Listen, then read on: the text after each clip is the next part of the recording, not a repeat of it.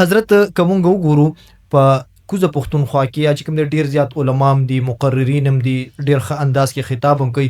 ستاسو په جنوبي پښتونخوا کې تاسو نه علاوه یا تاسو نه مخکې چې کوم علما داسې څوک شته چې د هغوی اثر ستاسو په ژوندانه باندې وي یا تاسو د هغوی نه ډیر زیات متاثر یې، که د هغوی تذکره را سره وکړئ؟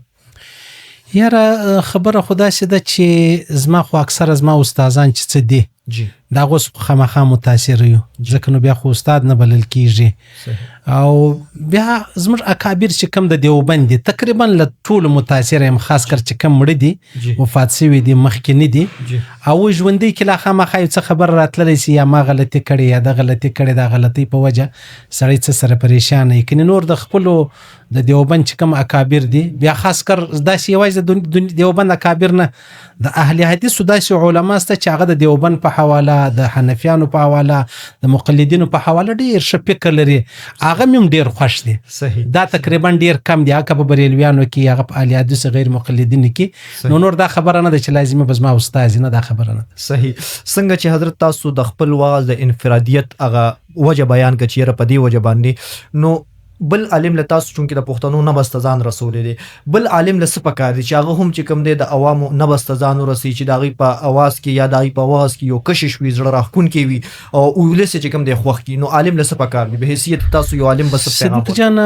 دا ډیره مهمه خبره ده زموږ د علماو دپاره. زموږ علما تر ټولو لوی تاوان نقصان دا دی چې د عوامو سره تعلق نه لري.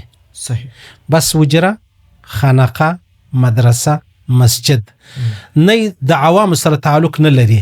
که بیا مازی معمولی ګناه ولیدله په هغه دی فاسق بلی، په هغه دی مرتد بلی، پر هغه دی کافر بلی. بیا دې ته نه ګوري چې یاره دا خو اوس مسلمانان دي، موږ به لاس پر تیروو، موږ دعوت والا څومره مهنت کوي. ګوره یو سړی کافر دی دی زارۍ ورته کوي، یاره ته راسه د الله لارې لره، د رسول الله لرې، په دې کې ډېر خوند دی. نو دغه د عوامو نه بس چې لږ ښه سړی معلوم کړي، بیا به د عوام تا خوښوي. او که ته ټاپي ورباندې لګوې چې ته کافر یې، ته مرتد یې، ته فاسق یې، ته فاجر یې، ته جهنمی یې، پلانی، دا شان ډېر تاواني دي. بیا پښتون داسې قوم دی، هغه یو شعر دی، هغه مطیع الله ترابه وایي، الله پاک دې ژوندی په جنت نصیب کړي. ده به ویلي ول پښتانه داسې خلک دي په زور له تا سره جنت لره هم نه ځي، په رضا تر جهنم هم در سره ځي. صحیح سو.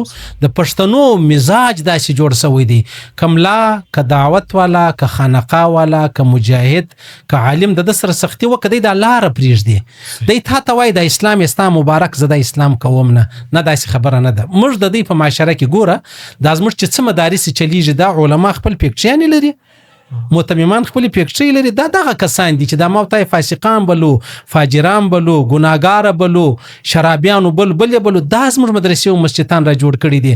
او د دغه پر ما دا حق جوړیږي چې یاره ما ته مدرسه در جوړ کړو، ته خو ما ته په صحیح انداز د محمد رسول الله په ټول ژوند کې سختی نه دراغلي، خاص کر د دعوت په لین کې په ټول ژوند او بغیر د سختی یو کار کول. هغه ډېر پیغمبر علیه السلام مبارک فرمایي نرمي حسن پیدا کوي، سختی چې دا هغه تنګوالی پیدا، خرابېده پیدا کوي، مشکلات چې دی هغه پیدا کوي. نو زموږ علما سختی ډېره کوي. سختی مه کوه.